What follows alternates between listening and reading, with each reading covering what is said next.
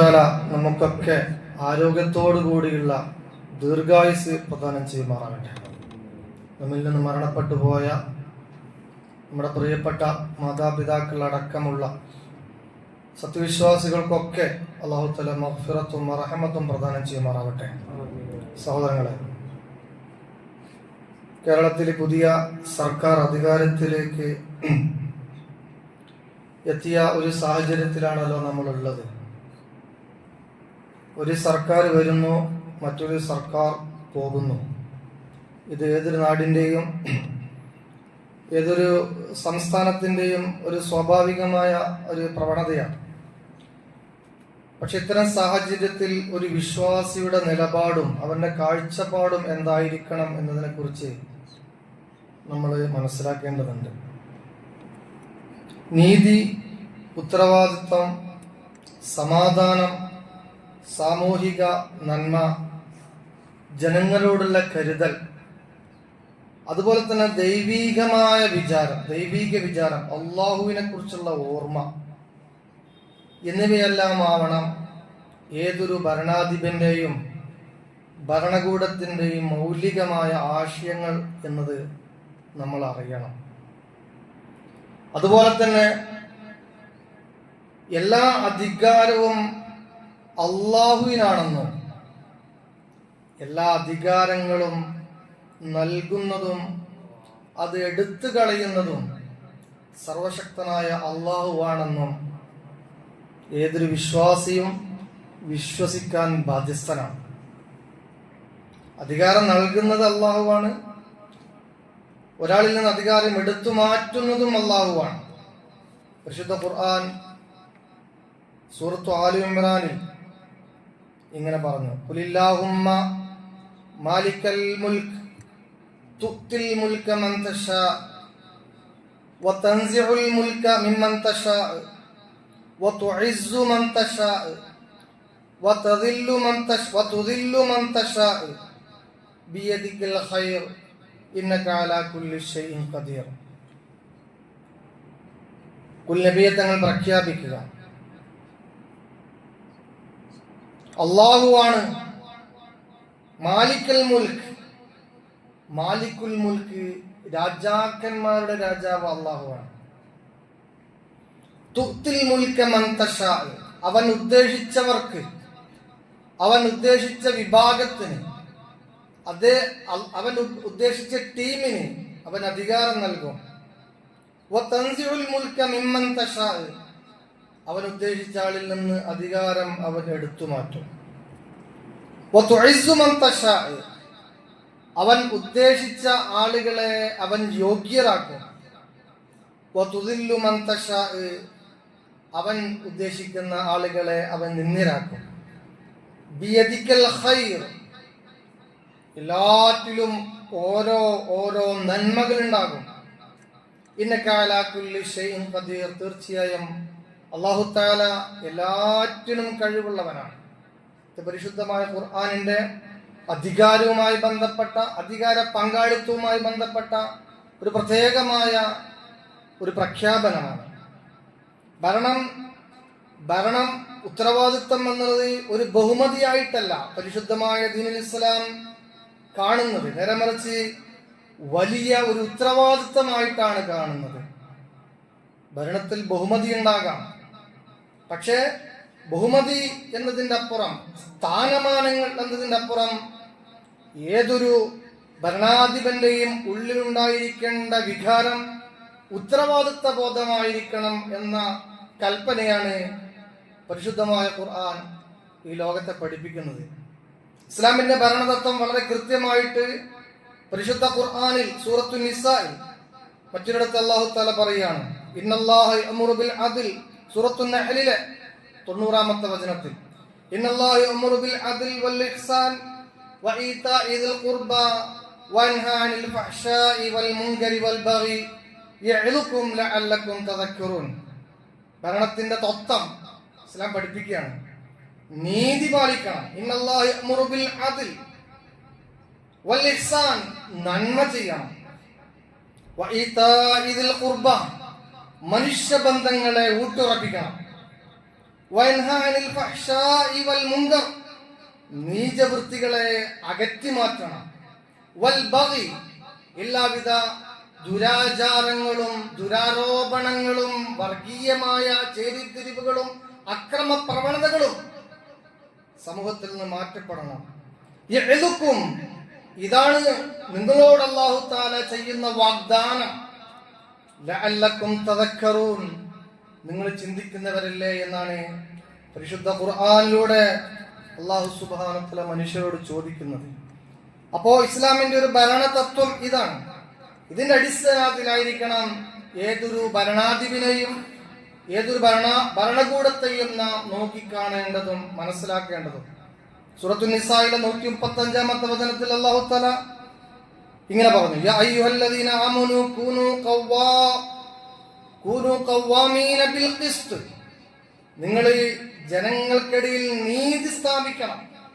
നീതിയാണ് വളരെ പ്രധാനപ്പെട്ട ഒരു കാര്യം. ഒരു ഭരണാധിപന്റെ ഏറ്റവും വലിയ ഉത്തരവാദിത്വം സമൂഹത്തിൽ നീതി പാലിക്കുക എന്നുള്ളതാണ്. അധികാരം ജനങ്ങളെ സേവിക്കാനുള്ളതാണ്. അധികാരം ജനങ്ങളെ അടിച്ചമർത്താനുള്ളതല്ല. അധികാരം അഴിമതി നടത്താനുള്ളതല്ല.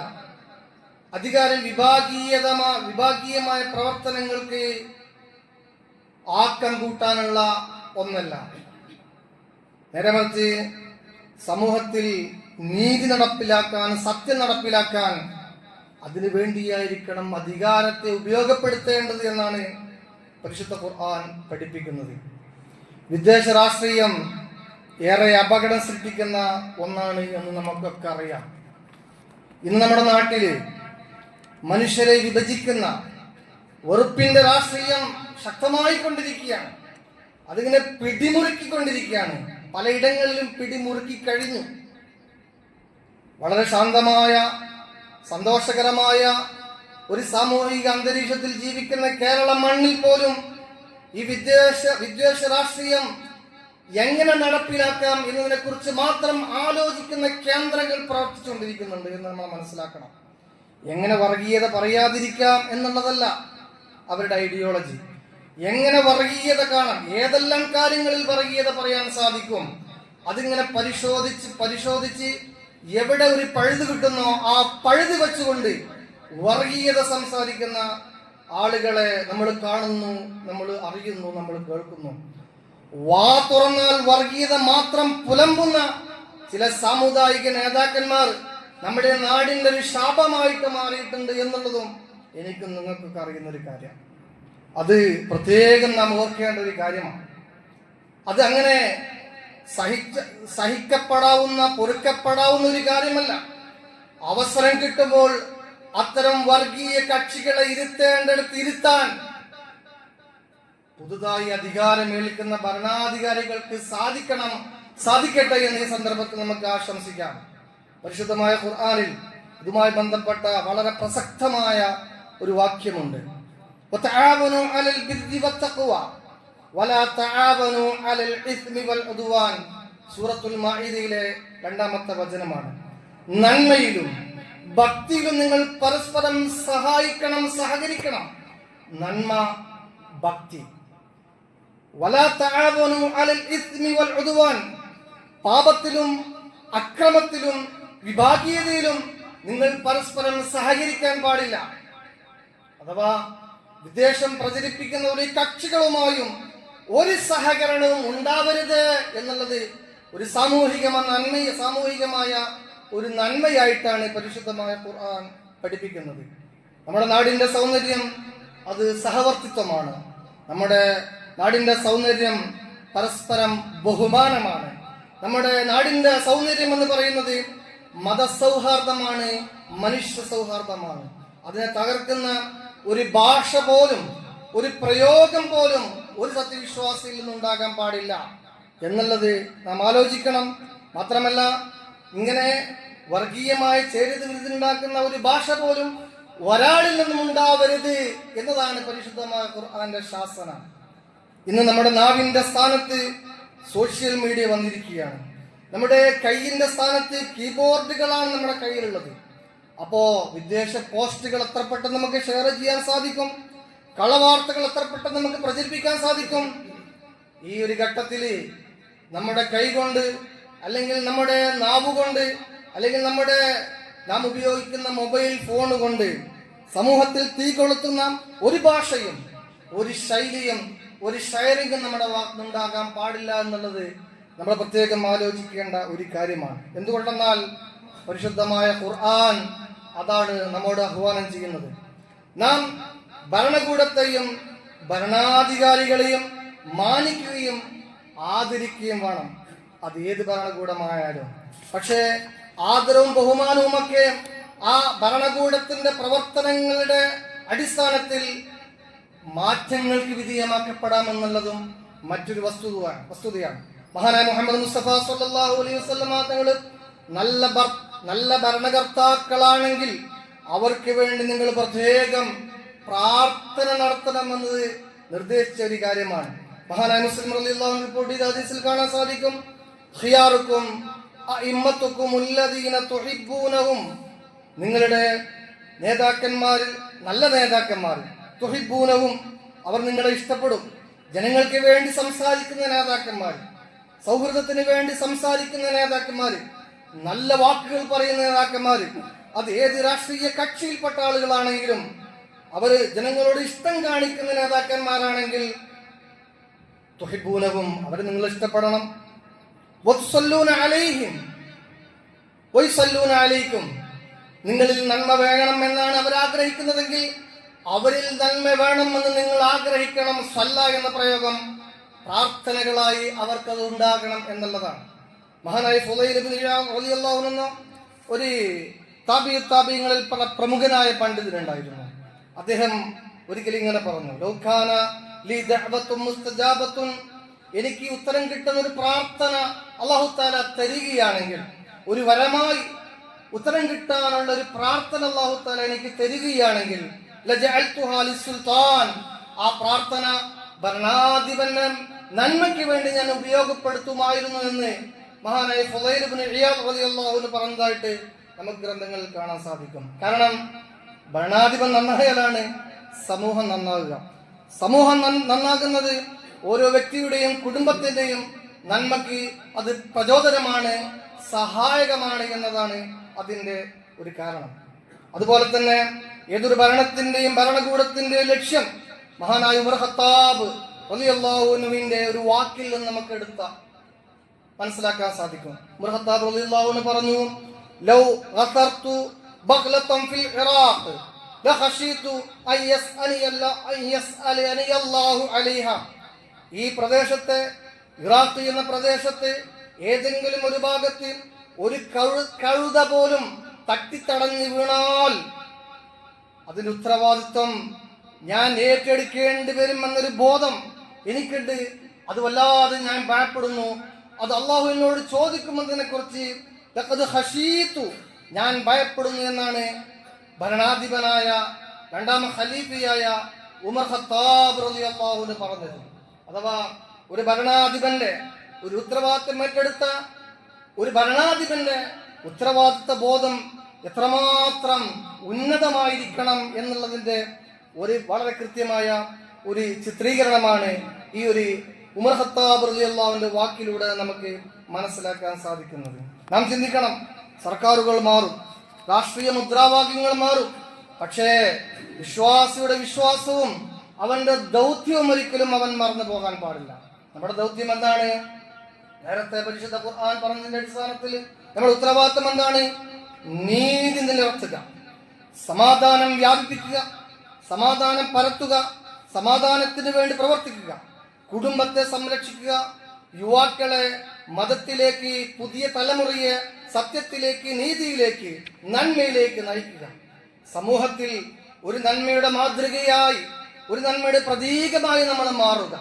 നമ്മൾ ആലോചിക്കണം, കേരളത്തിൽ ഓരോ സാമുദായിക നേതാക്കന്മാരും വർഗീയ വിദ്വേഷം പലപ്പോഴായി പുലമ്പുമ്പോഴും മാതൃകാ യോഗ്യരായ നമ്മുടെ ഇസ്ലാമിക പണ്ഡിതന്മാരെ നമ്മൾ നിരീക്ഷിക്കുക.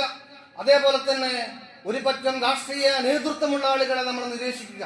അവരുടെ വായിൽ നിന്ന് ഒരിക്കൽ പോലും ഒരു വർഗീയതയുടെ ഒരു വാക്ക് പോലും വരാത്തത് എന്തുകൊണ്ട് എന്ന് ചോദിച്ചാൽ അത് ഈ മൂല്യമാണ്. പരിശുദ്ധമായ ദീൻ ഇസ്ലാം മുന്നോട്ട് വെച്ച ഈ ആശയമാണ്. ജനങ്ങളെ വിഭജിക്കുന്ന, ജനങ്ങൾക്കിടയിൽ അടിപിടി ഉണ്ടാക്കുന്ന ഒരാശയവും പ്രചരിപ്പിക്കാൻ പാടില്ല എന്ന മൂല്യമാണ്, തത്വമാണ് അവരെ സ്വാധീനിച്ചതെന്ന് നമുക്ക് അഭിമാനപൂർവ്വം പറയുകയും ഓർക്കുകയും ചെയ്യുക. മഹാനായ അബ്ദുല്ലാഹി ഉമർ റളിയല്ലാഹു അൻഹു അധികാരത്തിലേക്ക് എത്തിയൊരു സന്ദർഭം, ജനങ്ങൾ അദ്ദേഹത്തെ വല്ലാതെ അഭിനന്ദിച്ചു. ഹിജ്റ വർഷം 100-ാം വർഷമാണ് അദ്ദേഹം 5ാം ഖലീഫയായിട്ട് ഭരണത്തിലേക്ക് എത്തുന്നത്. ജനങ്ങൾ വല്ലാതെ അദ്ദേഹത്തെ പ്രശംസിച്ചു, അദ്ദേഹത്തിന് വേണ്ടി മുദ്രാവാക്യങ്ങൾ മുഴക്കി. അങ്ങനെ അദ്ദേഹം വീടിന്റെ ഓരത്തിലേക്ക് വന്നുകൊണ്ട് തേങ്ങി തേങ്ങി കരയുന്നത് കാണുകയാണ്. ആ സമയത്ത് ഭാര്യയായ ഫാത്തിമ അദ്ദേഹത്തോട് ചോദിച്ചു, എന്തിനാണ് നിങ്ങൾ കരയുന്നത്? നിങ്ങൾക്ക് അധികാരം കിട്ടിയതല്ലേ, നിങ്ങൾ എന്തിനു വേണ്ടി കരയുന്നു?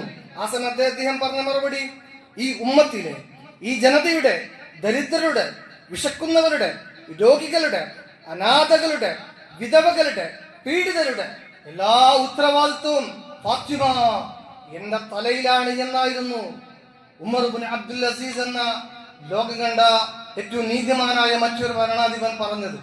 അഥവാ ഇന്നത്തെ ലോകത്തിൽ പലരും അധികാരം തേടുന്നത് വ്യക്തിപരമായ താല്പര്യങ്ങൾക്ക് വേണ്ടിയാണെങ്കിൽ അത്തരം ആളുകളോട് ഒരു താദാത്മ്യവും ഒരു കൂറും നമ്മൾ പുലർത്താൻ പാടില്ല.